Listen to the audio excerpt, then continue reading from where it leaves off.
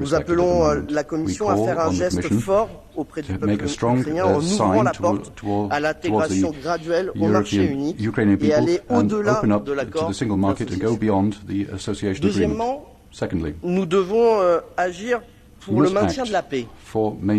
Notre union est née de la promesse de la paix, elle doit rester notre seule et unique boussole. C'est ce que les citoyens européens nous demandent, c'est ce que les citoyens ukrainiens souhaitent, c'est aussi, semble-t-il, l'opinion majoritaire de la population russe qui, malgré une propagande permanente, reste aujourd'hui opposée à une intervention militaire. Il faut aussi l'avoir en tête. D'ailleurs, les initiatives françaises, allemandes, polonaises que chacun a saluées restent également un élément de réouverture des canaux de dialogue qu'il faut aujourd'hui saluer dans cette initiative. Troisièmement, nous devons agir pour être prêts à toutes les éventualités. Et je voudrais remercier le président du Conseil, la présidente de la Commission pour ces deux interventions. Notre attachement viscéral à la paix ne veut pas dire être naïf. Toutes nos institutions doivent déjà travailler à quelle sera la réponse collective de l'Union européenne, quel que soit le scénario. J'appelle du coup la Commission, le Conseil à préparer d'ores et déjà des sanctions d'une envergure inédite et des aides aux États qui seraient les plus impactés par une telle décision. Nous devons être prêts à agir immédiatement. Cette fois, l'Europe doit démontrer que sa puissance économique est au service de ses intérêts géopolitiques. Enfin, nous devons agir aussi et assurer à long terme la sécurité de notre continent.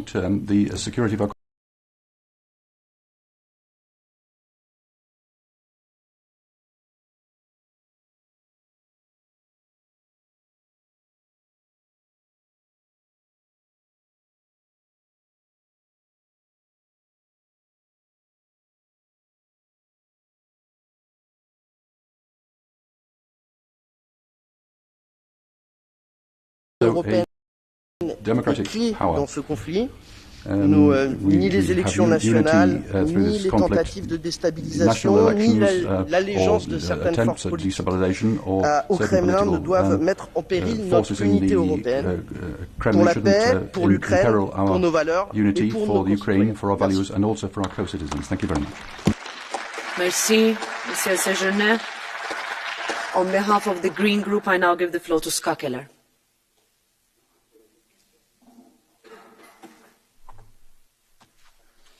Thank you. Ukraine is under threat. A country that, just as any other country, wants to decide on its own future, but is bullied by its big neighbor. But this is not just a threat to Ukraine. It's also an attack on the basic idea of how states relate to each other. It's a threat to international rules and to European security. And it saddens me profoundly that we have to debate this dangerous development in our eastern neighborhood today. This European Parliament was born out of the devastating experience of war and violence.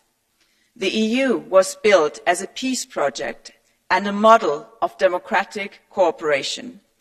President Putin's nationalist and imperial course of action and suppression runs contrary to the mere idea of our common union. Putin's actions therefore challenge us as Europeans. And we, as members of this Parliament, carry a historic responsibility to stand up and clearly condemn Russia's threat of aggression. As EU, as its Parliament, we stand united against the Russian threat and in full support with Ukraine. The people of Ukraine have our support for choosing their own path, for living in peace and for undertaking reforms that will transform their country for the better. We need to be prepared for sanctions against individuals, entities and sectors in Russia. I am talking, for example, about freezing assets, about entry bans, and yes, I am also talking about Nord Stream 2. This pipeline must be part of our common sanction regime. And yes, sanctions have repercussions also for ourselves, but we must act in face of an aggression. As Union, we need to reduce our dependencies on Russia, especially when it comes to energy. We have the technologies to do so, and we have ample supplies of sun and wind. What energy we use is a geostrategic decision, and we need to make the right one. Let's not forget that the Ukrainian people have suffered greatly already because of the Russian aggression going on for years in eastern Ukraine. Almost 15,000 people have died. More than 1 million Ukrainians had to flee their homes. Conflicts can only be solved by diplomatic means. Russia must withdraw its troops and end the threat of invasion. It must return to the table of frank and peaceful negotiations. Negotiations that must be based on international law, mutual respect, and a common vision for peace on our common European continent. This is a key moment for international peace, stability, and security. Now is our time to show through words and through actions that we stand united as one and that the people of Ukraine can count on us. Thank you. Thank you very much. Ms. Keller, I give the floor now to Marco Zanni on behalf of the ID Group. Prego. Grazie Presidente, Presidente von der Leyen, Presidente Michel. Credo che oggi il messaggio che le istituzioni europee devono dare al popolo ucraino è un messaggio di solidarietà e non possiamo lasciare spazio alle ambiguità che molto spesso nel passato e anche nelle discussioni recenti l'Europa e l'Occidente ha dato su questa questione. Io ho ascoltato con attenzione quanto detto dalla Presidente von der Leyen, quanto detto dal Presidente Michel, dall'alto rappresentante Borrell e non concordo sull'ottimismo di come ha agito l'Europa in questa situazione. Rimane e rimangono ancora molte ambiguità nell'approccio che mettiamo sul campo davanti alla questione russa e alle minacce che il regime di Putin oggi pone ai nostri confini. Dobbiamo fermamente e convintamente far capire all'Ucraina che l'Europa è pronta a tutto per proteggere la sua integrità territoriale e la sua libertà. E questi sono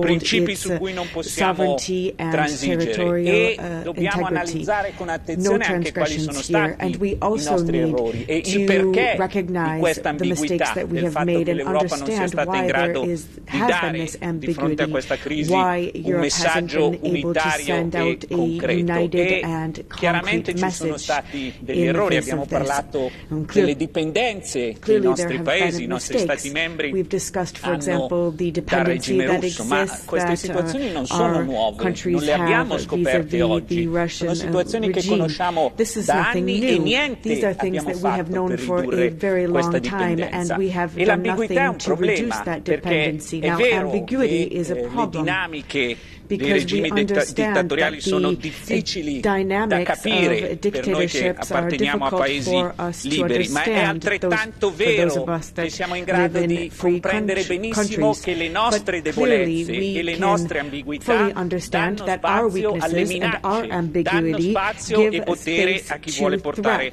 la guerra ai nostri confini. È triste constatare, credo, che a 20 anni dall'ultima guerra che abbiamo vissuto all'interno dell'Europa, quella in Kosovo e quella nei Balcani, spirino ancora venti di guerra ai nostri confini e questo è un insuccesso di tutti, è un insuccesso dell'Europa, è un insuccesso dell'Occidente.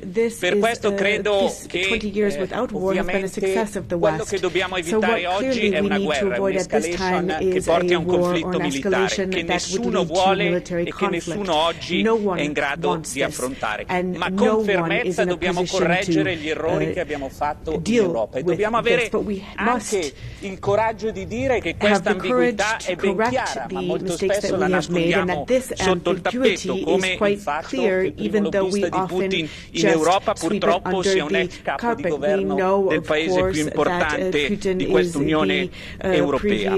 Credo che ci sia spazio ancora per lavorare su una soluzione pacifica, non transigendo sui nostri principi, che ci sia spazio per riportare indietro le lancette, che ci sia spazio per far sì e per mostrare che l'Occidente è unito, ma l'Europa deve lasciare indietro le sue ambiguità, deve dare un messaggio di compattezza con gli alleati occidentali e insieme nel framework della NATO dobbiamo risolvere questa situazione, altrimenti la nostra ambiguità sarà sempre una debolezza e non riusciremo mai ad essere protagonisti in maniera positiva nella risoluzione dei conflitti e nella tutela delle libertà di cui dovremmo essere forieri. Grazie.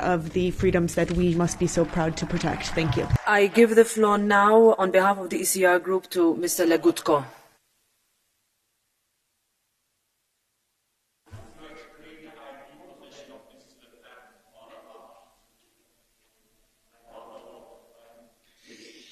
Thank you, Madam President. Ladies and gentlemen,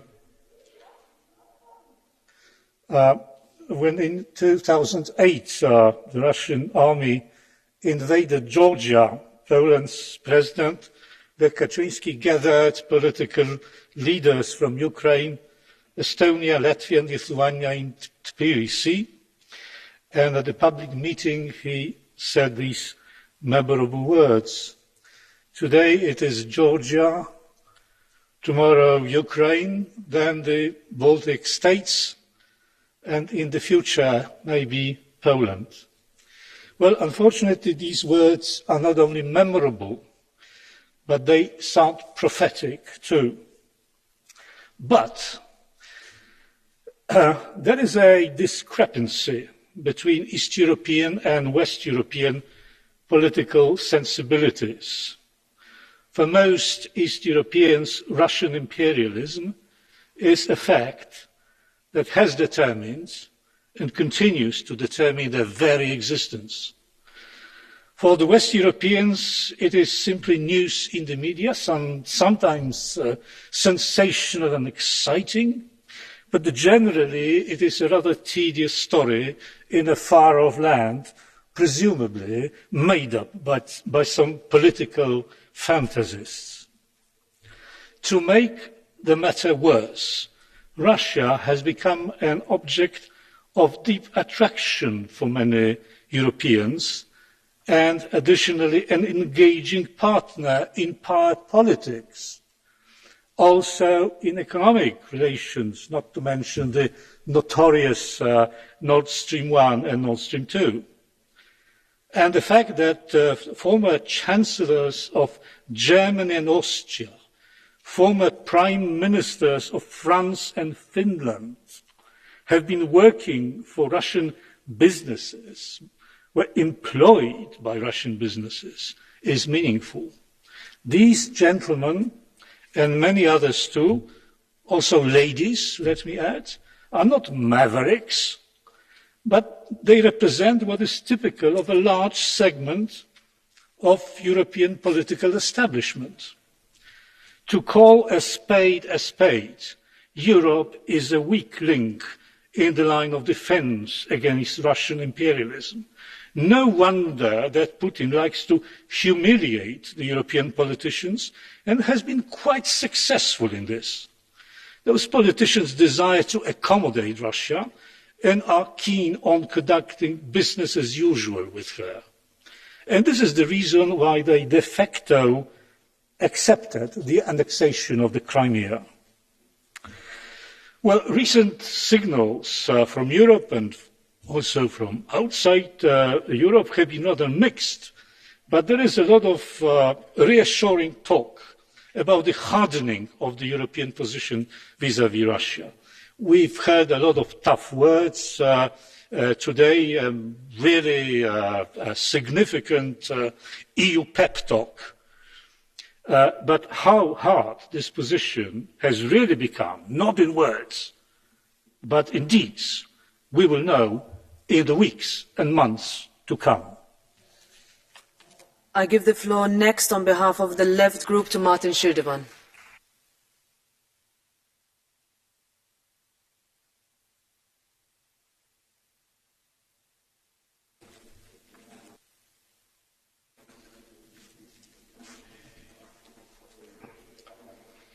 Vielen Dank, Frau Präsidentin. Europa blickt in den Abgrund eines Krieges zwischen Russland und der Ukraine, dessen Preis zuallererst die Zivilbevölkerung zu zahlen hätte. Und der Schlüssel zur Überwindung dieser Krise, die die gesamte europäische Friedensordnung in Frage stellt und bedroht, lag von Anfang an in Diplomatie, in Deeskalation und in beidseitiger verbaler und militärischer Abrüstung. Und das gilt nicht nur für die aktuellen Bemühungen, den Frieden zu sichern, sondern auch für die vergangenen Jahre, in denen die Beziehungen zwischen dem Westen und Russland sich systematisch verschlechtert haben. Der Ausschluss Russlands aus der G8, die Einstellung der Treffen des NATO-Russlandsrates, die Einstellung der Treffen im Normandie-Format und die Nichtumsetzung des Minsker Abkommens sind Ausdruck eines beidseitigen Scheiterns der Diplomatie. Ein neuer kalter Krieg wurde über Europa gelegt, der droht, zu einem heißen Krieg zu werden. In einem bemerkenswerten Artikel, lieber Kollege Weber, hat ein bekanntes deutsches Nachrichtenmagazin in die Zeit zurückgeblickt, in der die westlichen Mächte mit der damaligen Sowjetunion kurz vor der Selbstauflösung des Ostblocks verhandelten. Und es hat detailliert dargestellt, dass etliche der Beteiligten der Sowjetunion mündliche Zusagen machten, dass sich die NATO keinen Zentimeter gen Osten ausdehnen würde. Wir kennen die Realität. 14 hauptsächlich mittel- und osteuropäische Länder sind seit 1990 der NATO beigetreten. Die geostrategische Architektur, da können Sie noch so dazwischen rufen, wie Sie wollen, der Welt hat sich in den letzten 30 Jahren geändert. Alle Seiten müssen an einer Friedensordnung arbeiten, die den multilateralen Charakter unserer Welt anerkennt, die auf internationalem Recht basiert und die legitimen Sicherheitsinteressen aller Akteure berücksichtigt. Nicht die NATO ist die internationale Ordnungsmacht. Diese Rolle kommt noch immer dem internationalen Recht und den Vereinten Nationen zu. Und ich hätte mich sehr gefreut, liebe Kolleginnen und Kollegen, wenn das in dieser Debatte deutlich zum Ausdruck gekommen wäre. Die Beilegung der aktuellen Krise erfordert von allen Beteiligten die unbedingte Bereitschaft, den Frieden zu bewahren. Russland muss die Sicherheit seiner Nachbarn ebenso garantieren, wie die Ukraine aufgefordert ist, das Minsker Abkommen umzusetzen. Die absurde Idee einer weiteren Ostausdehnung der NATO trägt nicht zur Sicherheit, nachweislich nicht zur Sicherheit in Europa bei, sondern zur Destabilisierung. Frieden in Europa wird es nicht geben, sondern nur mit Russland geben, um auch Bezug zu nehmen auf die Verhandlungen des deutschen Bundeskanzlers gestern mit Wladimir Putin. Um ganz klar zu sein, ein Angriff Russlands auf die Ukraine wäre völkerrechtswidrig. Er würde langfristig russischen Interessen ebenso Schaden zufügen wie einer neuen europäischen Friedensordnung. Das muss die Regierung Putin wissen. Wir wissen aber aus bitterer Erfahrung, dass erfolgreiche Entspannungspolitik nicht auf den Behauptungen von Geheimdiensten basieren kann. Gerüchte sind bereits Teil der Eskalation und falls Sie das noch nicht gelernt haben, hören Sie mir einfach zu. Fakten sind die Basis des Friedens. Wir wissen auch, dass die US-amerikanischen Gasunternehmen in der Krise einen Boom erleben. Die Gewinne sprudeln und Investoren feiern auf Kosten der europäischen Sicherheit. Die Lehre, die es daraus zu ziehen gilt, ist, dass europäische Sicherheitsinteressen nicht zwangsläufig mit US-amerikanischen Interessen übereinstimmen. Europäische Interessen müssen hier von uns bestimmt werden, ohne transatlantischen Gehorsam. Und Frau Kommissionspräsidentin, europäische Energiesouveränität basiert weder auf russischem noch US-amerikanischem Gas, sondern auf dem schnellstmöglichen Ausbau der erneuerbaren Energien. Über Frieden in Europa muss in unseren europäischen Hauptstädten entschieden werden, nicht in Washington oder im NATO-Hauptquartier. Vielen Dank. Or in NATO HQ. Thank you very much. I give the floor now to Andrea Boxkor on behalf of the non-attached members.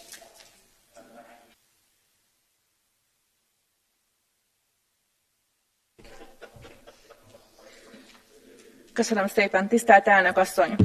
Az Európai Unió és tagországainak biztonsága szorosan összefügg Ukrajna biztonságával. Ukrajna fontos stratégiai partnere és közvetlen szomszédja az Európai Uniónak, ezért erős aggodalomra ad okot az ukrán-orosz határnál kialakult törékeny helyzet. Magyarország a feszültség feloldását a diplomáciai tárgyalásos úton való rendezésben látja, ezért jégtörő szerepet vállal a párbeszéd megteremtése és a háború elkerülése érdekében. A békés megoldás az egyetlen helyes út, és a minszki megállapodások végrehajtásának nincs alternatívája. Kerülnünk kell a pánikkeltést, mely már hatalmas anyagi veszteségeket okozott, és a diplomaták menekítése sem egy jó üzenet. És minden olyan intézkedést is kerülnünk kell, amely kiélezheti a helyzetet. A konfliktusban már több ezer ember vesztette életét, belső menekültté váltak több millióan, és a munkanélküliség, a magas energiaárak, az infláció, a koronavírus járvány, ezek mind-mind nagy kihívások elé állították Ukrajnát, az ukrajnai lakosságot, és köztük a kárpátaljai magyarokat is. Ezért mindent meg kell tennünk a béke érdekében, és támogatnunk kell Ukrajnát, hogy gazdasági és politikai értelemben is egy stabil, demokratikus, életképes és független ország legyen. Köszönöm. Danke. Frau Kollegin Juknovic-Jene Rasa ist unsere nächste Sprecherin. Here's the next speaker.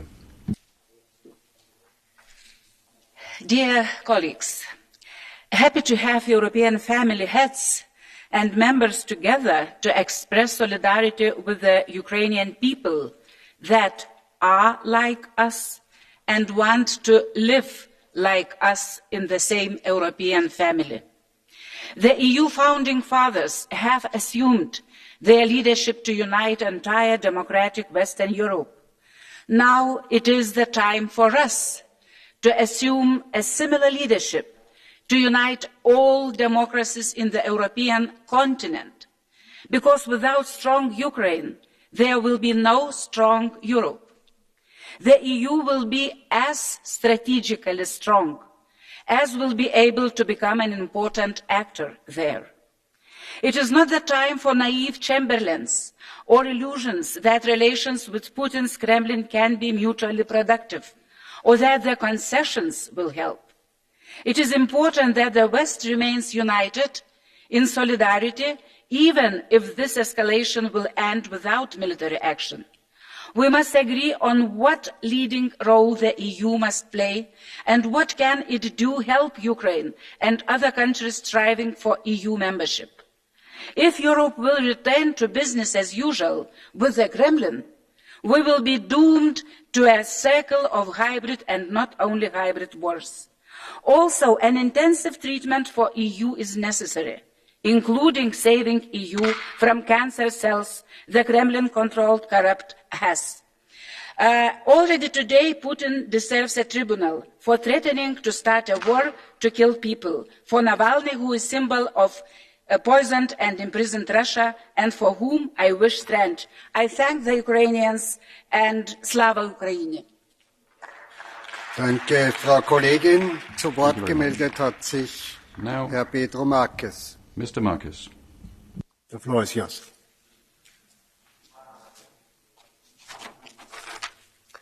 Thank you, Chair, Mr. Representative, Commissioner. A ameaça de invasão da Ucrânia trouxe à memória os dias sombrios da Guerra Fria. Os povos de ambos os lados a viver o medo de uma ameaça permanente. São tempos a que ninguém quer voltar. Bem, na verdade, quase ninguém. O Sr. Putin e alguns dos seus companheiros têm-nos mostrado as saudades que têm dessa época. Ao deslocar um enorme exército para a fronteira com a Ucrânia, para realizar os maiores exercícios militares do mundo desde há mais de 40 anos, o governo russo quis transmitir à Ucrânia, à Europa e ao mundo uma mensagem de intimidação e ameaça. Da parte da União Europeia e dos nossos parceiros transatlânticos, a mensagem foi compreendida. Soubemos unir-nos e dar resposta à altura das circunstâncias. A nossa linguagem não é da guerra, mas fizemos saber ao Sr. Putin que a guerra não sairia impune. A nossa mensagem não é da ameaça, mas ficou claro que não nos sentimos intimidados pela ação russa. A nossa linguagem é do diálogo, é do direito internacional, é a linguagem da diplomacia, com a qual se resolvem as tensões, evitam os conflitos e se encontram compromissos e soluções. É esse caminho que, de forma coesa, este Parlamento e a própria União Europeia apresentam à Rússia para resolver a situação, com realismo, bom senso e transparência e em pleno respeito pela independência e integridade territorial da Ucrânia. A escolha cabe agora ao Sr. Putin. Quero acreditar que saberá fazer a escolha certa. A bem da Ucrânia, da Europa e da própria Rússia. Muito obrigado. Both for Ukraine, Europe and for Russia. Thank you. Danke. Ich bitte nun Herrn Abgeordneten Patras Astravicius zum Redner.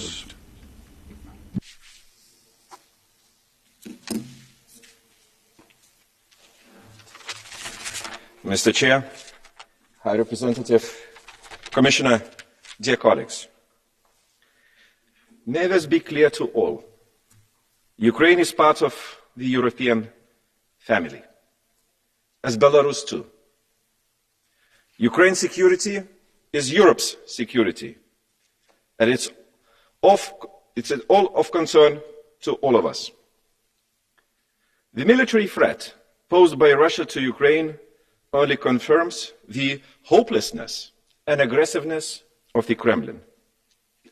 I very much hope that the West has seized the opportunity to learn the lesson of unity, solidarity, and common response. We will need this lesson in the future, because Putin seems to have neither the will nor the interest to change. By giving Ukraine the opportunity to reform on the basis of European experience and partnership, we are supporting and investing in the future of the democratic and prosperous Ukraine. We are enabling the country and its people to follow the path they embarked on back in 2014 with the Revolution of Dignity. Ukrainians decide their own future, and I'm strongly convinced that the future of Ukraine is not Finlandization, it's Europeization. Slava Ukraini. Thank you.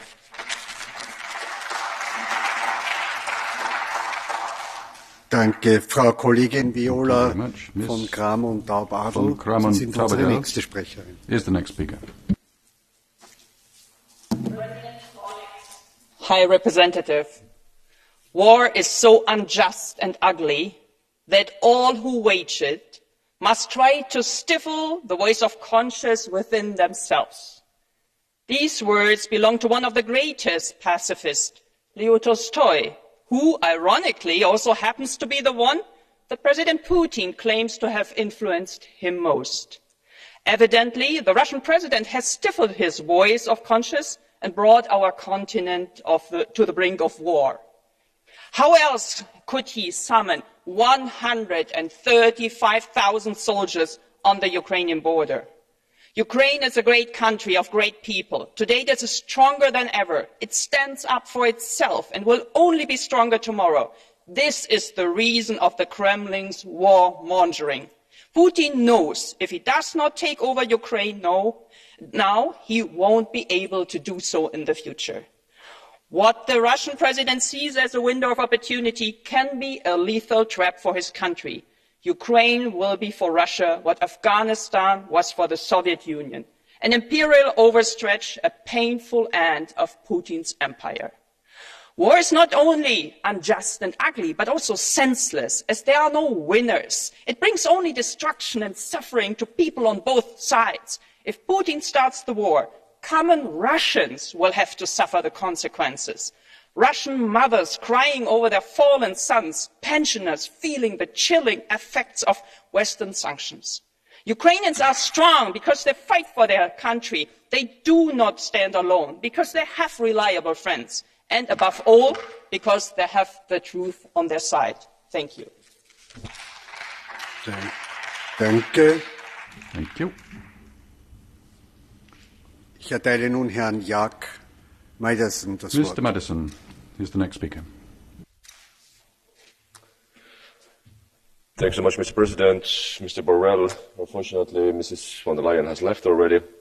I was listening very carefully to the speeches, and I would like to mention especially two things. First of all, Mrs. von der Leyen mentioned that Russia is now weaponizing the energy policy.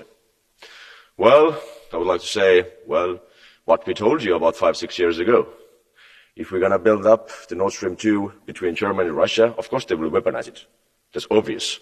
There is no energy policy without other policies. Also with the economical policy, defense policy. That's very clear. But Germans wanted to build up the Nord Stream 2 with Russia, and here we are now. Of course they're weaponizing it. I think to make it as a big surprise, I think it's a bit ridiculous. Secondly, everybody has mentioned that we are ready for everything. Also, Ms. von der Leyen and Mr. Borrell mentioned that we are ready for every scenario. Hopefully we are. But on the other hand, if you look at the facts, when Estonia just wanted to give some military help to Ukraine, who blocked it? German government. German government said, no, you will not give it.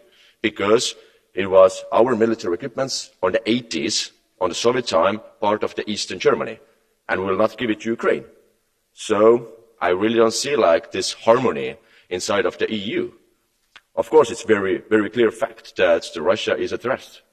But I really don't think that we have to panic here. But we have to be ready for everything. That's also obvious.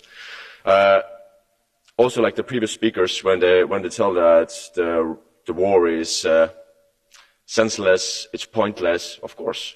For us, it's pointless. But I think we take it too emotionally. We doesn't really think what really Russia wants to have.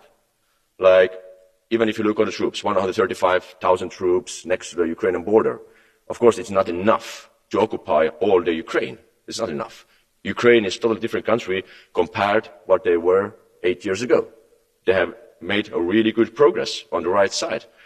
But 135,000 troops are very enough just to make some small actions in the eastern Ukraine.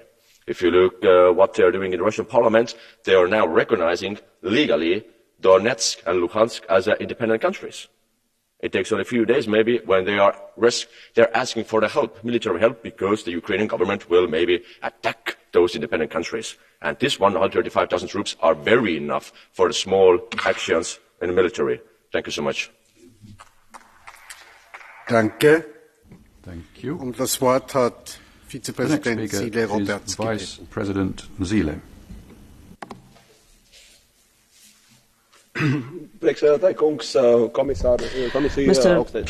Chairman, High Representative, Ukraine today has the Day of Unity. What is it about? It's about the Ukrainian people wanting to take a path of Western democracy, and their democratically elected government and president are leading them.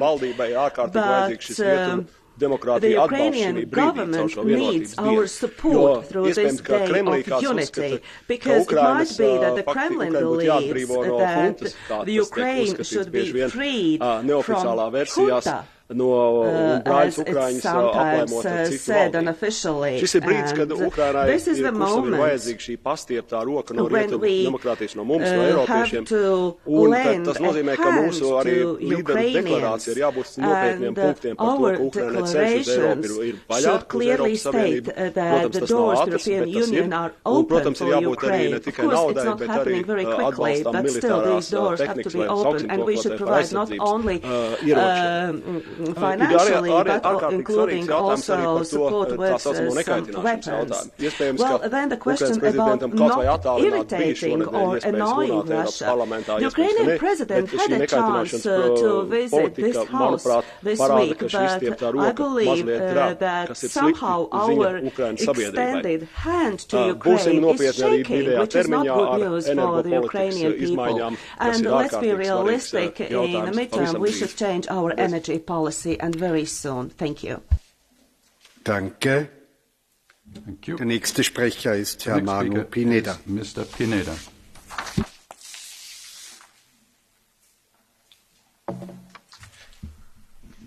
Gracias, presidente.